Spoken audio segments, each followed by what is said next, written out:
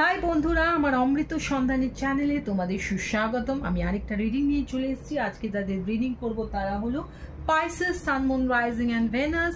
তো পাইসেস বন্ধুরা, এটা তোমাদের সিঙ্গেলসদের জন্য।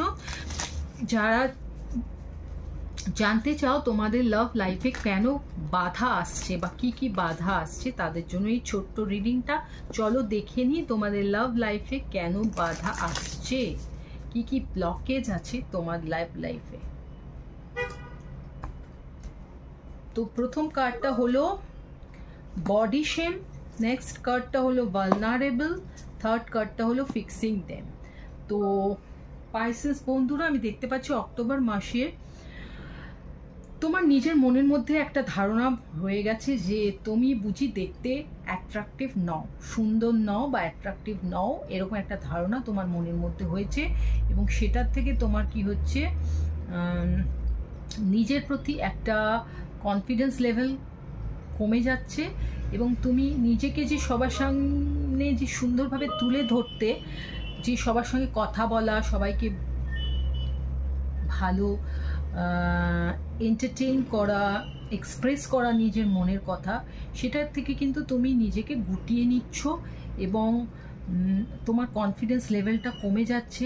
তুমি নিজের চেষ্টাটাও যে নিজেকে আরও সুন্দর করব, নিজেকে আরও অ্যাট্রাকটিভ করব, এক্সপ্রেসিভ করব, এই যে ইচ্ছাটা, এটাও নিজের মনের মধ্যে থেকে তোমার কমে যাচ্ছে।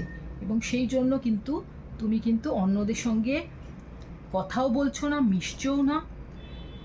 এই কারণে কিন্তু বহু মানুষ কিন্তু তোমার কাছে লাভ এক্সপ্রেস করতে চেয়েও কিন্তু করতে পারছে না, কারণ তুমি বডি শেমিংয়ের জন্য তুমি তাদের কাছে পৌঁছচ্ছই না। নেক্সট আমি দেখতে পাচ্ছি যে তুমি কিন্তু নিজেকে অনেক কন্ট্রোল করে রেখেছো, কমিউনিকেটই করছো না, কলও ধরছো না, মেসেজেরও জবাব দিচ্ছ না।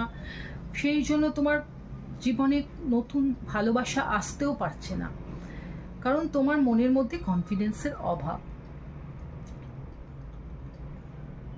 তো এটা তোমাকে জানতে হবে যে তুমি যতক্ষণ না মানুষের কাছে পৌঁছাবে, যতক্ষণ না নিজে এক্সপ্রেস করবে নিজের মনের কথাটা, নিজেকে ক্লিয়ার করবে অন্যের সামনে, ততক্ষণ কিন্তু তোমার লাভ লাইফ সেই লেভেলে পৌঁছাবে না। নেক্সট আমি দেখতে পাচ্ছি যে তুমি রিলেশনশিপটা যদি কোনো কারণে কাজ না করে, তাহলে কিন্তু